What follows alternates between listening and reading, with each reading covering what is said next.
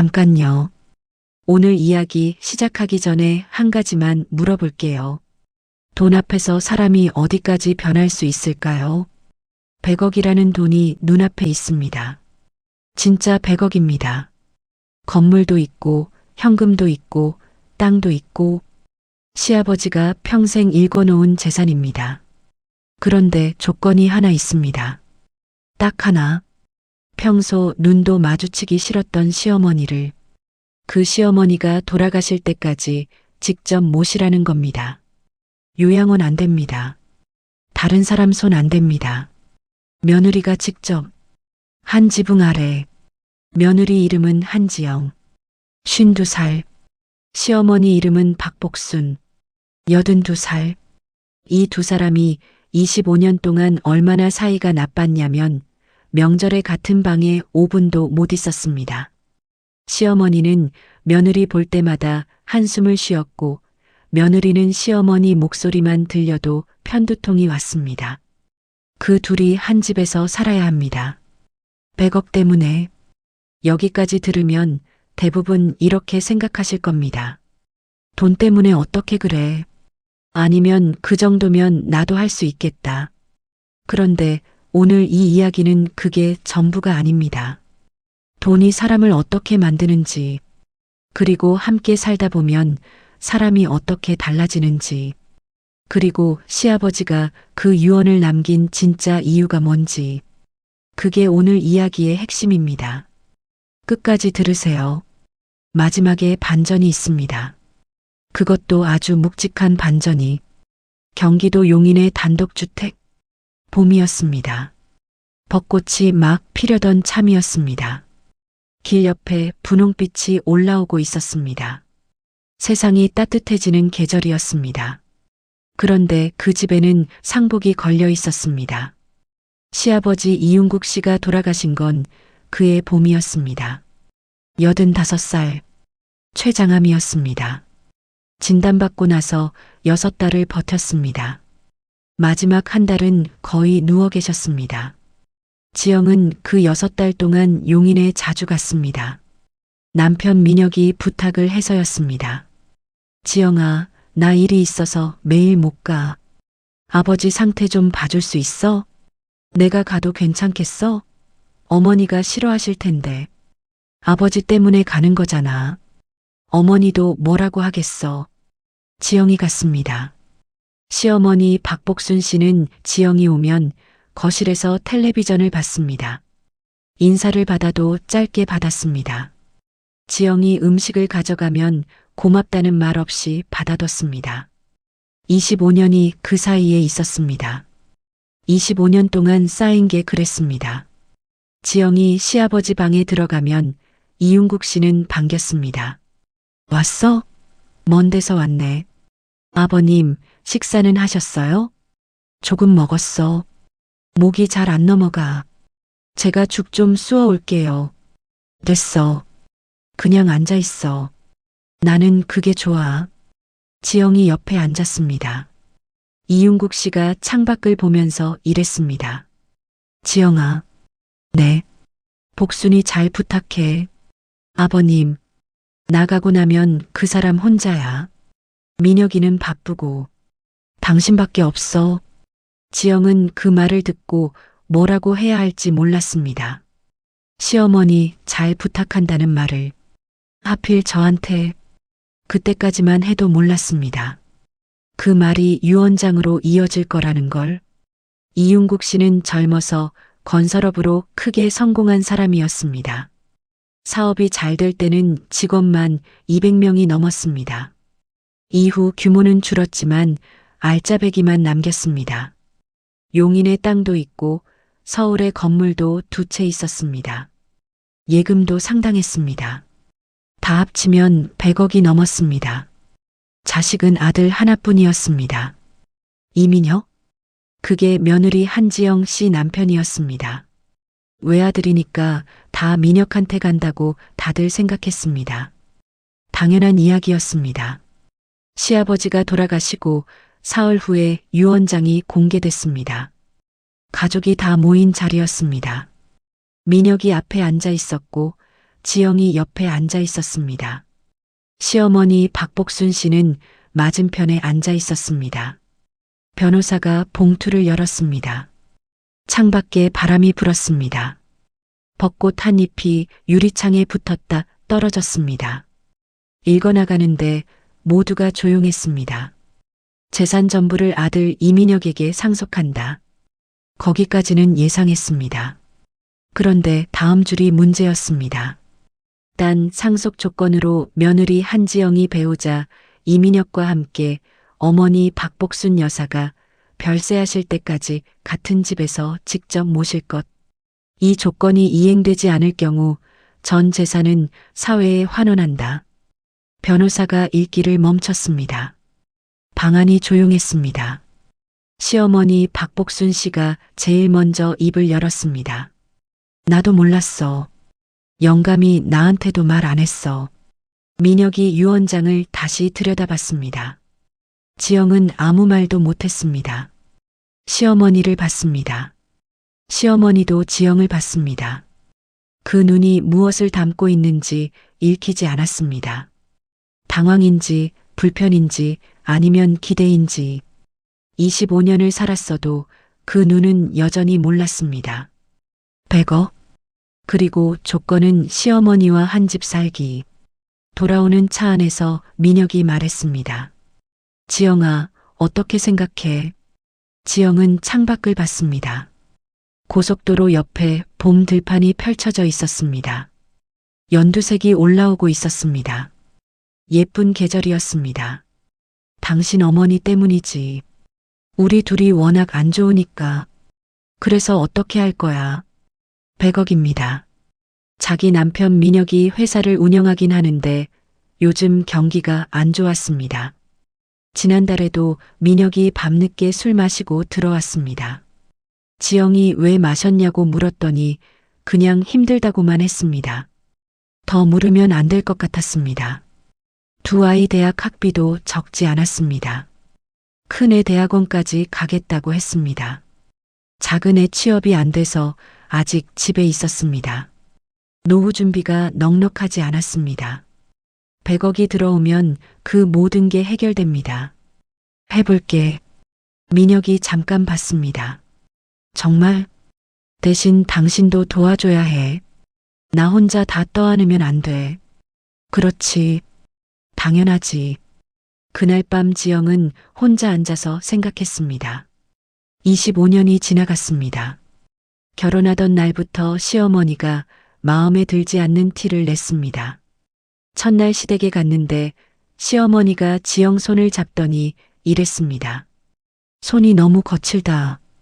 고생을 많이 했나 보네. 칭찬인지 핀잔인지 모를 말이었습니다. 그게 시작이었습니다. 이후로 25년 동안 크고 작은 마찰이 끝이 없었습니다.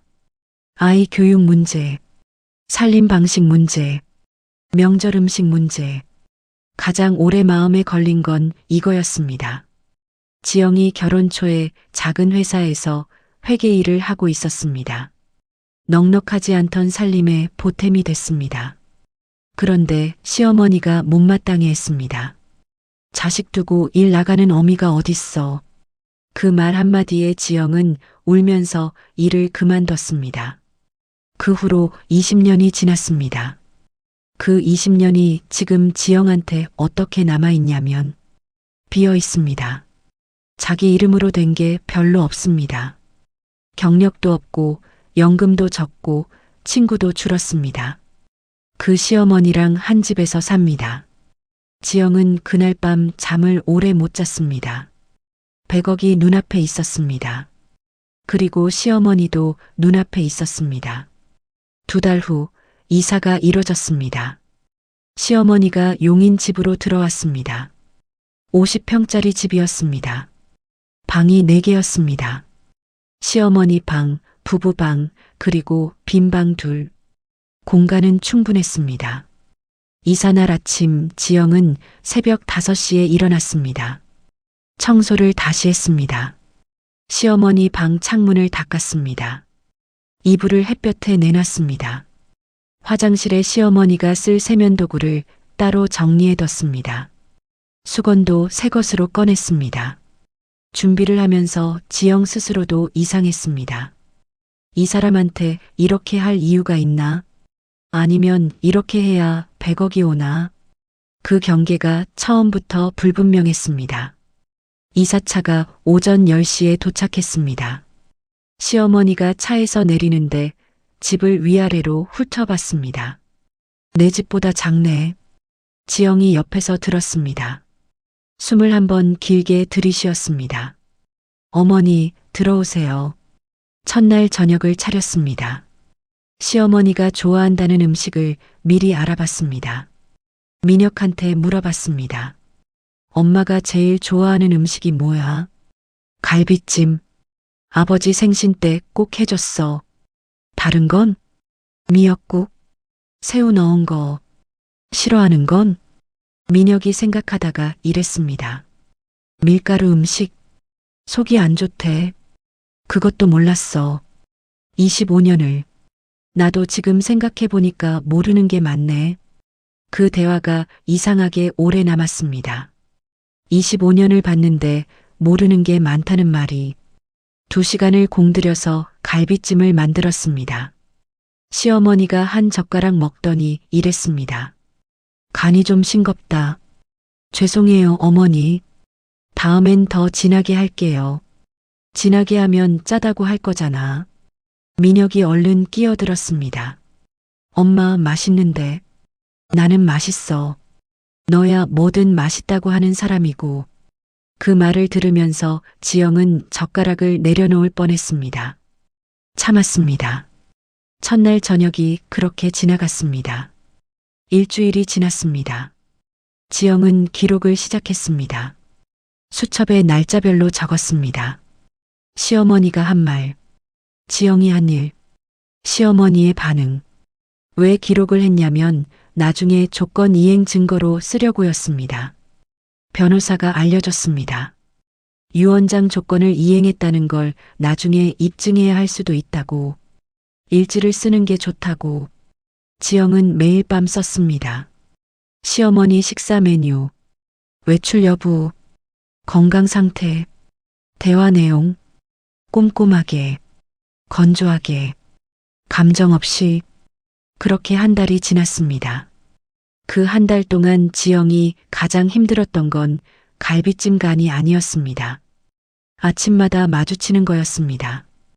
욕실 앞에서, 부엌에서, 거실에서 하루에도 몇 번씩 마주쳤습니다. 그때마다 뭔가 말을 해야 할 것 같았습니다. 그런데 할 말이 없었습니다. 시어머니도 마찬가지였습니다. 어머니, 주무셨어요? 잤어. 아침 드실게요. 응.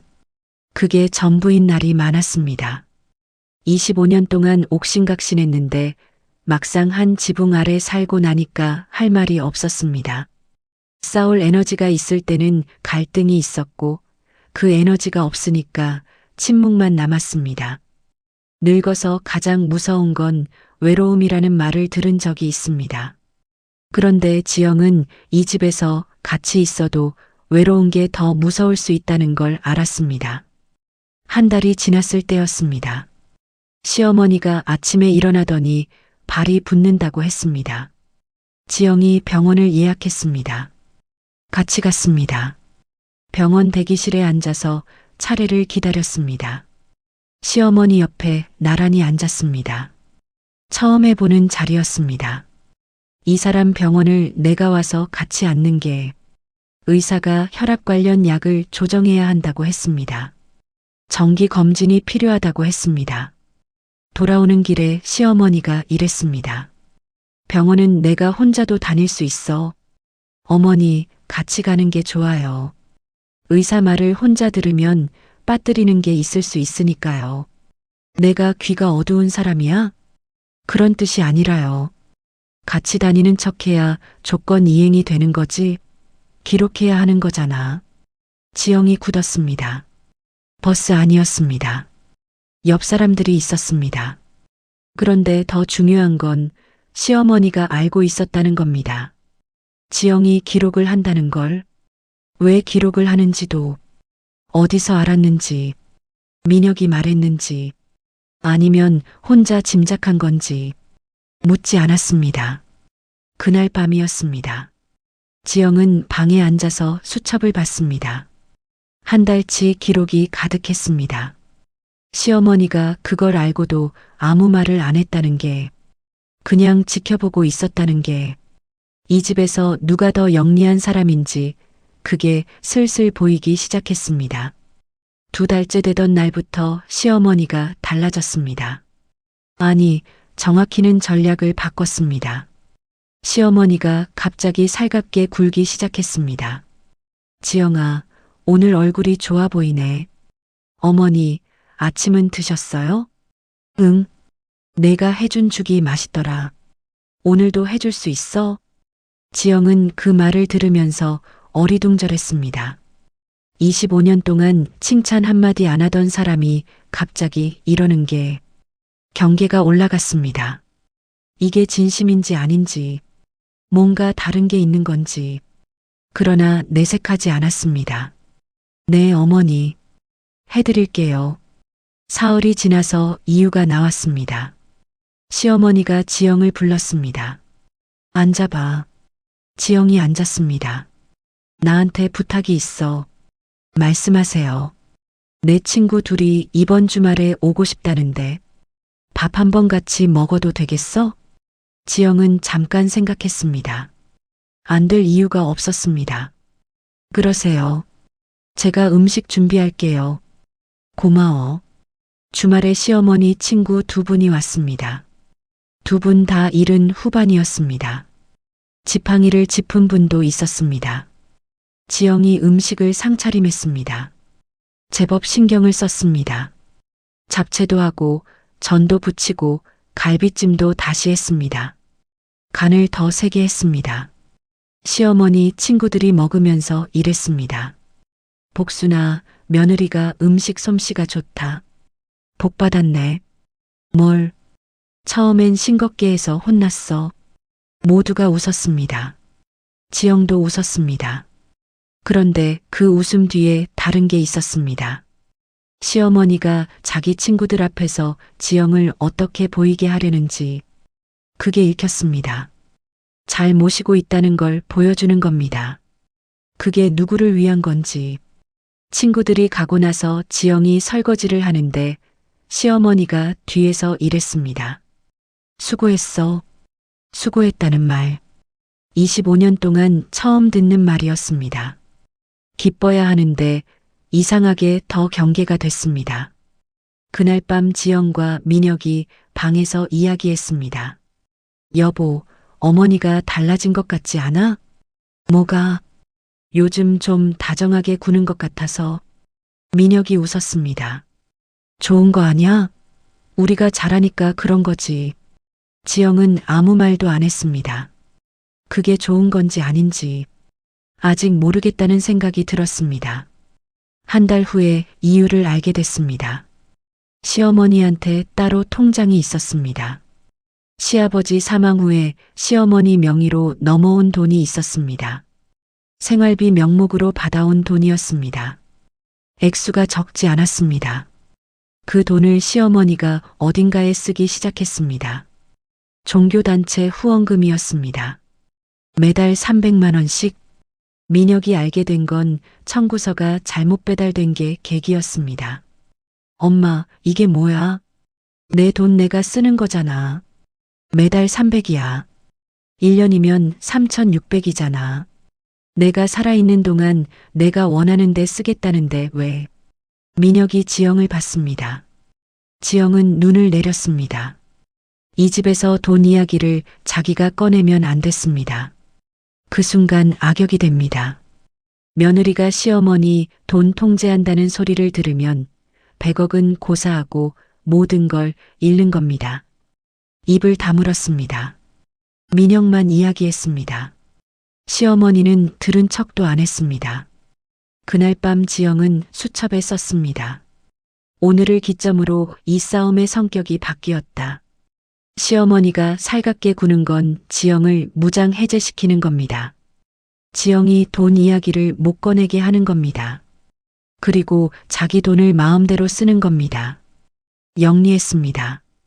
82살이 맞는지 싶었습니다. 그런데 거기서 또 이런 생각이 들었습니다. 이 사람이 왜 저런 단체에 돈을 쓰는 걸까? 100억이 있는 집에 들어왔는데 왜 굳이 자기 돈으로 저걸 하는 걸까? 외로운 건 아닐까? 그 생각이 스쳤다가 사라졌습니다. 아직 그 생각을 붙들 여유가 없었습니다. 넉 달째 되던 달이었습니다. 지영이 처음으로 흔들렸습니다. 계기는 작은 것이었습니다. 수요일 오전이었습니다. 민혁은 출근했습니다. 집에 둘이었습니다. 지영이 빨래를 개고 있는데 욕실 쪽에서 쿵 소리가 났습니다. 달려갔습니다. 시어머니가 문턱에 걸려 넘어져 있었습니다. 어머니, 시어머니가 바닥에 손을 짚고 일어나려 하고 있었습니다. 잠깐요, 움직이지 마세요. 지영이 부축했습니다. 크게 다치진 않았습니다. 손목에 작은 멍이 들었습니다. 충격이 있었는지 얼굴이 창백했습니다. 시어머니를 거실 소파에 앉혔습니다. 어머니, 어디 더 아픈 데 없으세요? 시어머니가 손목을 들여다보면서 이랬습니다. 나 이러다 죽겠다. 어머니, 그런 말씀 마세요. 병원 가볼까요? 괜찮아. 죽어도 상관없어.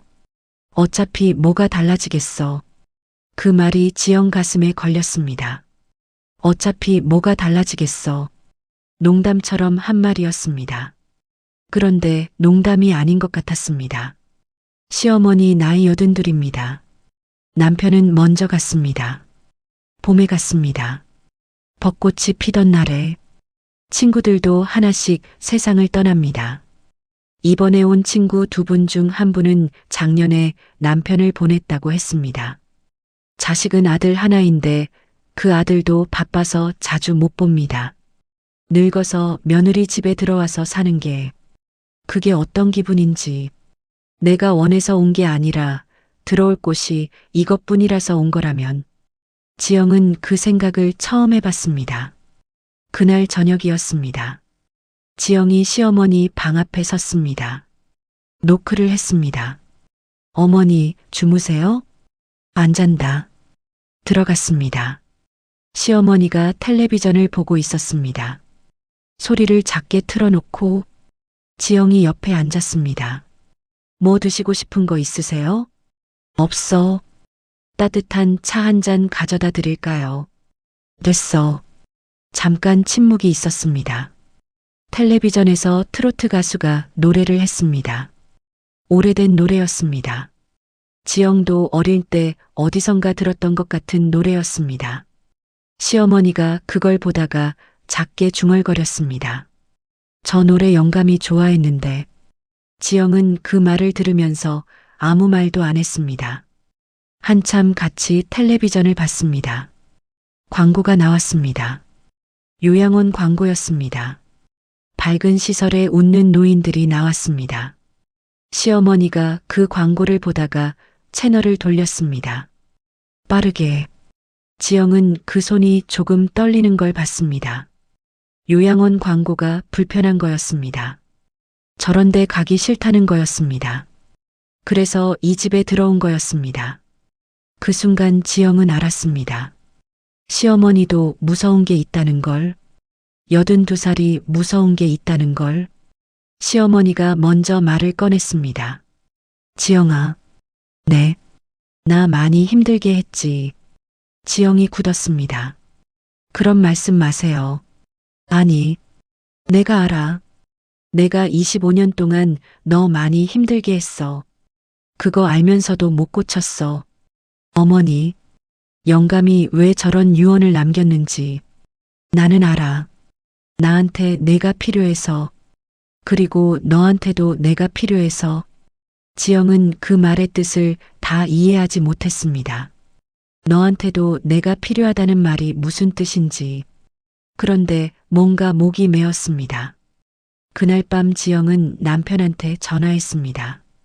민혁이 술자리가 있어서 늦는다고 했습니다. 지영이 혼자 부엌에 앉아서 보리차를 마셨습니다. 어머니가 너한테도 내가 필요하다고 했습니다. 그 말이 자꾸 돌아왔습니다. 100억을 받으면 뭘 할 건지 막연하게 생각해 본 것들이 있었습니다. 여행도 가고 뭔가 배우고 싶었습니다. 20년 만에 다시 일을 해볼까도 생각했습니다. 그런데 지금 이 순간 그 생각들이 멀게 느껴졌습니다. 뭔가 지금 여기서 일어나고 있었습니다. 그게 뭔지 아직 몰랐습니다. 5달째였습니다. 지영은 자신이 달라지고 있다는 걸 알았습니다. 처음엔 100억 때문에 시작했습니다. 그게 솔직한 이유였습니다. 돈이 아니었으면 시작도 안 했습니다. 그런데 지금은 조금 달랐습니다. 아침에 일어나서 시어머니 방 불이 켜졌는지 확인하는 게 습관이 됐습니다. 시어머니가 기침을 하면 귀가 열렸습니다. 시어머니가 밥을 잘 드시면 마음이 놓였습니다. 그게 돈 때문만은 아니었습니다. 시어머니도 달라졌습니다. 어느 날 장을 보러 가는데 시어머니가 따라가겠다고 했습니다. 어머니 멀어요. 버스 타야 해요. 버스 못 타. 나도 20년 이상 버스 탔어. 마트에서 같이 카트를 밀었습니다. 시어머니가 이것저것 집어들면서 이랬습니다. 이 나물 맛있어. 이걸로 해봐. 그거 어떻게 무쳐요? 내가 알려줄게. 그날 저녁 시어머니가 직접 나물을 무쳤습니다. 지영 옆에 서서 소금은 요만큼, 참기름은 이렇게 살짝, 마늘은 적게, 너무 많으면 텁텁해. 지영이 옆에서 봤습니다. 어머니 손맛이 있으시다. 이 나이에 손맛 없으면 뭐가 있겠어. 둘이 웃었습니다. 그 웃음이 어색하지 않았습니다. 지영 스스로도 놀랐습니다. 이 사람이랑 웃고 있다.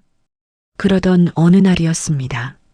민혁이 일이 있어서 며칠 출장을 갔습니다. 지영과 시어머니 둘만 집에 있었습니다. 첫날 밤이 어색했습니다. 민혁이 없으니까 둘 사이에 완충제가 없었습니다. 저녁을 먹고 나서 지영이 설거지를 하는데 시어머니가 옆에 왔습니다. 내가 도와줄까? 아니에요, 어머니. 그냥 계세요. 혼자 하면 심심하잖아. 시어머니가 행주를 들었습니다. 지영이 씻으면 시어머니가 닦았습니다. 한참 동안 아무 말 없이 그렇게 했습니다. 창밖에 가을바람이 불었습니다. 시어머니가 먼저 말을 꺼냈습니다. 너 시집 오던 날 기억해? 네. 내가 첫날부터 손이 거칠다고 했지. 기억하세요? 나도 기억해. 그 말이 왜 나왔는지도 알아. 무서웠어. 내 아들 데려가는 여자가. 그래서 먼저 흠을 잡았어. 그게 내 방식이었어. 지영은 그릇을 닦으면서 눈물이 날 뻔했습니다. 참았습니다. 어머니, 응, 저도 잘못한 게 있어요. 처음부터 어머니를 적으로 봤으니까요. 그래, 둘 다 잘못했네. 네, 이제 알았으니까 됐어. 그 말이 짧았습니다. 그런데 25년치 무게가 그 안에 있었습니다. 그날 밤 지영은 수첩을 폈습니다. 오늘 쓸 내용을 적으려다가 멈췄습니다. 이걸 기록해야 하나? 이걸 증거로 써야 하나? 처음엔 기록이 무기였습니다. 지금은 이 기록이 뭔가 다른 게 됐습니다. 펜을 든 채로 한참 앉아 있었습니다. 그리고 썼습니다. 오늘 어머니랑 설거지를 했다. 아무 말 없이 한참. 그게 나쁘지 않았다. 그런데 이 시간이 마냥 평화롭게 흘러가지는 않았습니다. 이상한 낌새가 하나 있었습니다. 시어머니가 가끔 전화를 하는데 전화가 길어질 때가 있었습니다. 지영이 지나가면 소리를 낮추거나 짧게 끊었습니다. 누구한테 거는 전화인지, 종교단체 후원을 끊었다고 했는데 그게 사실인지도 불확실했습니다. 그리고 시어머니 서랍에서 뭔가 서류를 보는 걸 한 번 봤습니다. 지영이 지나가자 재빨리 닫았습니다. 지영은 묻지 않았습니다. 물으면 관계가 깨질 것 같았습니다. 이제 막 쌓이기 시작한 것들이 그런데 나중에 알게 됐습니다. 그 서류가 뭔지 6달이 지나던 달이었습니다. 시어머니가 갑자기 쓰러졌습니다. 아침에 방에서 나오다가였습니다. 지영이 부엌에서 아침을 준비하고 있었습니다. 계란을 풀고 있었습니다. 쿵 소리가 났습니다. 달려갔습니다. 시어머니가 복도 바닥에 쓰러져 있었습니다. 어머니, 의식은 있었습니다. 눈을 떴습니다. 그런데 얼굴이 굳어 있었습니다. 오른쪽 얼굴이 약간 처진 것 같았습니다. 어머니, 말해보세요. 들려요? 응. 목소리가 평소와 달랐습니다. 조금 어눌했습니다. 지영이 119를 눌렀습니다. 어머니, 움직이지 마세요. 잠깐만요. 아이고, 그것까진. 어머니, 구급차가 왔습니다.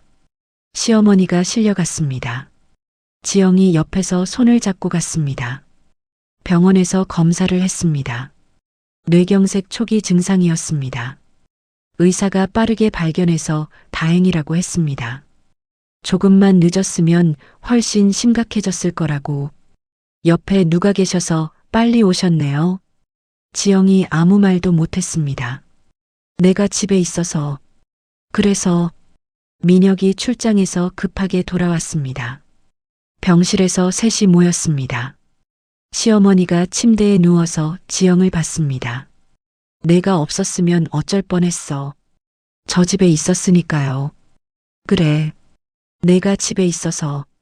민혁이 어머니 손을 잡았습니다. 눈이 빨개졌습니다.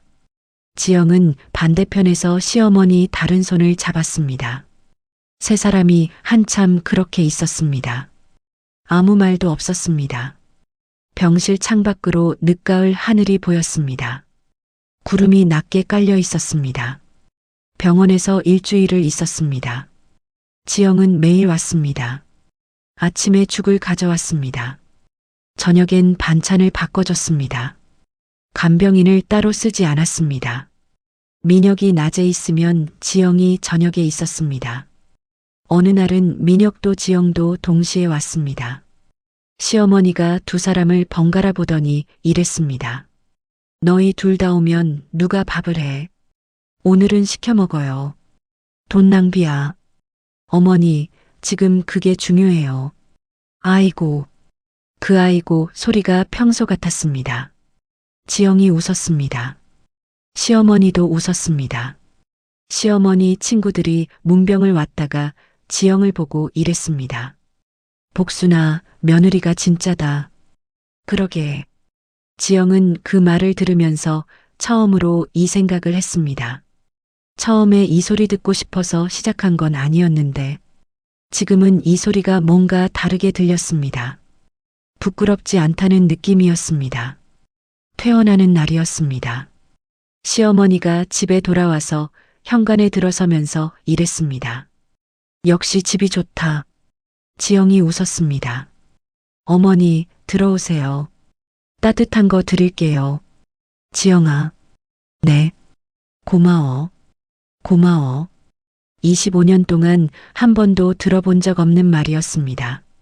지영은 부엌으로 가면서 눈물을 닦았습니다. 몰래. 그의 가을이었습니다. 시어머니가 지영을 불렀습니다. 서랍에서 서류 봉투를 꺼냈습니다. 이거 받아. 이게 뭐예요? 내 통장에 남은 돈이야. 내 명의로 된 거. 어머니, 종교 후원 끊었어. 진작 끊었어야 했는데. 이건 내가 갖고 있어. 내가 필요하면 달라고 할게. 지영이 봉투를 받지 않으려고 했습니다. 됐어요, 어머니. 받아. 이거 안 받으면 서운해. 지영이 봉투를 받았습니다. 집에 와서 열어봤습니다. 통장이었습니다. 잔액이 적지 않았습니다. 그런데 지영이 그 숫자를 보면서 처음으로 이 생각을 했습니다. 100억 때문에 시작했는데 지금 이 순간 그 100억보다 다른 게 더 크게 느껴졌습니다. 아까 서랍에서 봤던 서류가 뭔지도 그제야 알았습니다. 시어머니가 따로 작성해둔 메모가 통장 사이에 끼어 있었습니다. 지영한테 수고했다. 고맙다. 그게 전부였습니다. 글씨가 떨렸습니다. 손이 떨리는 사람이 쓴 글씨였습니다. 1년이 지났습니다. 시어머니 83이 됐습니다. 생신날 다 모였습니다. 아들 민혁이 케이크를 샀습니다. 지영이 음식을 차렸습니다. 손자들이 노래를 불렀습니다. 시어머니가 케이크 앞에 앉았습니다. 초가 83개였습니다. 불을 다 끄지 못했습니다. 반쯤 끄다가 웃으면서 손을 내렸습니다. 나머지는 민혁이가 꺼줘. 다들 웃었습니다. 지영도 웃었습니다. 그 웃음이 1년 전과 달랐습니다. 1년 전엔 웃어야 하는 상황이라 웃었습니다. 지금은 그냥 웃고 싶어서 웃었습니다.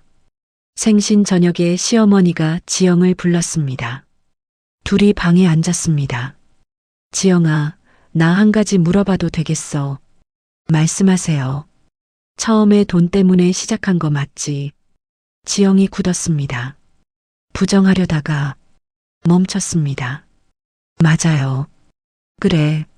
나도 알았어. 어머니. 근데 그게 어때서? 돈 때문에 시작했어도 지금은 달라진 거잖아. 지영이 말을 못했습니다. 나도 처음엔 내가 싫었어. 아들 뺏어간 여자라서. 근데 이제는 시어머니가 잠깐 멈췄습니다. 이제는 내가 있어서 다행이야. 그게 전부야. 지영은 그날 밤 수첩을 꺼냈습니다. 1년치 기록이 빽빽했습니다.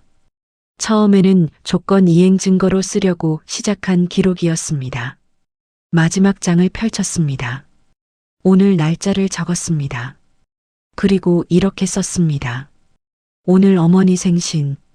초를 다 못 끄셨다. 민혁이가 나머지를 풀어드렸다. 다들 웃었다. 나도 웃었다. 이 기록이 증거용으로 시작됐는데 이제는 그냥 일기가 됐다. 그로부터 2해가 더 지났습니다. 시어머니가 85이 됐습니다. 건강이 나빠졌다 좋아졌다를 반복했습니다. 뇌경색 이후로 걸음이 조금 불편해졌습니다. 지팡이를 짚었습니다. 지영이 팔을 내밀었습니다.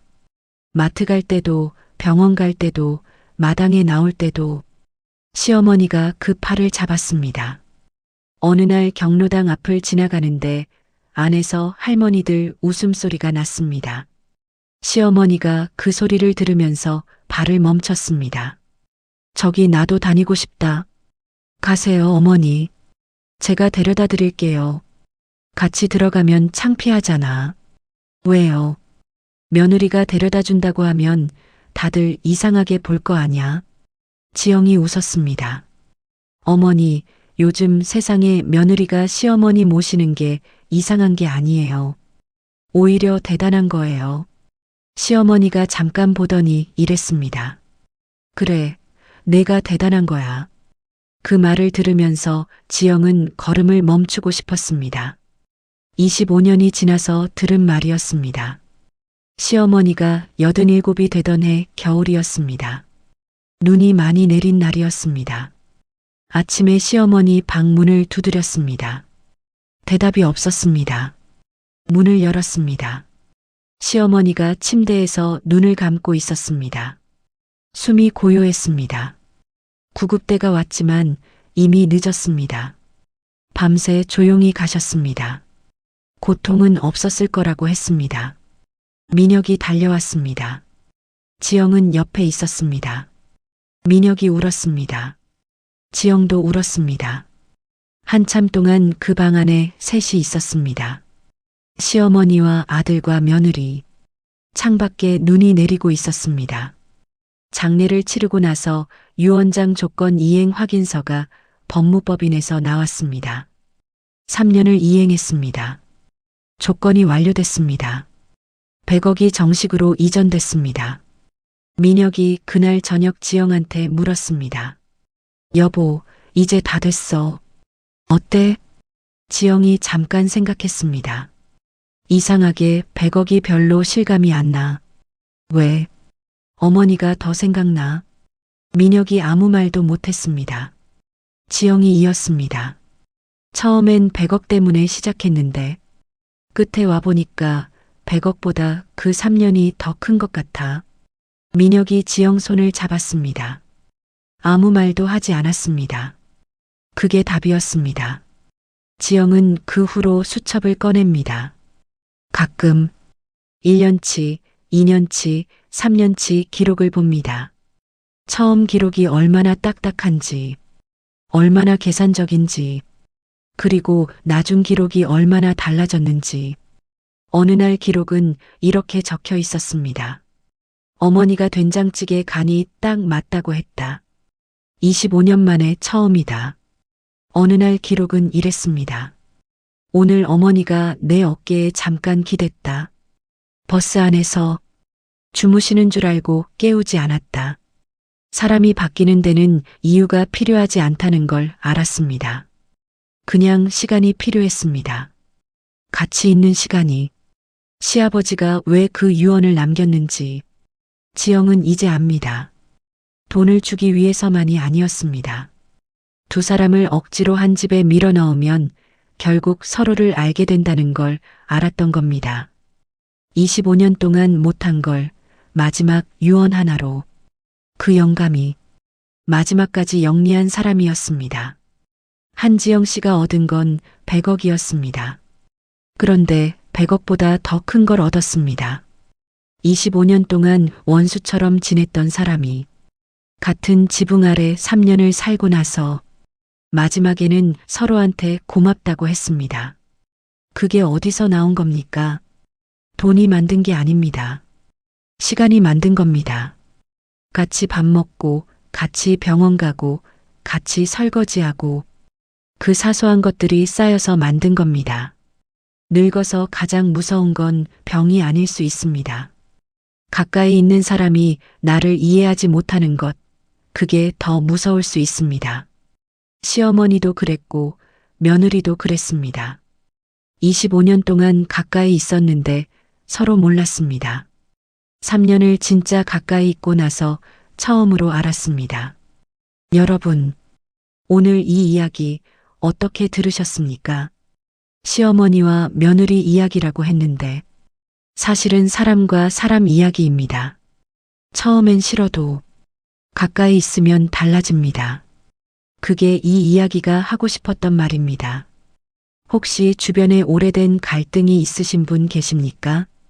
고부 갈등이든 가족 갈등이든 오랫동안 풀리지 않은 관계든 댓글로 이야기 나눠주세요.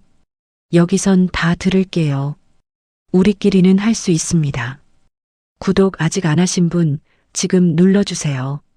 다음 이야기도 이건 못지않게 묵직합니다. 알림 설정까지 해두시면 절대 놓치지 않으십니다. 오늘도 끝까지 함께 해주셔서 진심으로 고맙습니다.